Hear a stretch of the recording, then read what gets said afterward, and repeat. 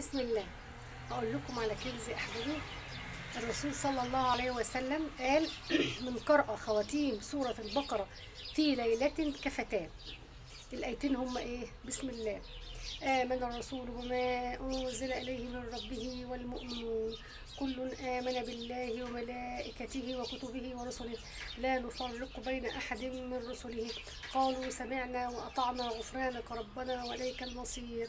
لا يكلف الله نفسا إلا وسعها لها ما كسبت وعليها ما اكتسبت ربنا ولا تؤاخذنا إن نسينا أو أخطأنا ربنا ولا تحمل علينا إصرا كما حملته على الذين من قبلنا ربنا ولا تحملنا ما لا طاقة لنا به واعف عنا واغفر لنا وارحمنا أنت مولانا فانصرنا على القوم الكافرين. صدق الله العظيم.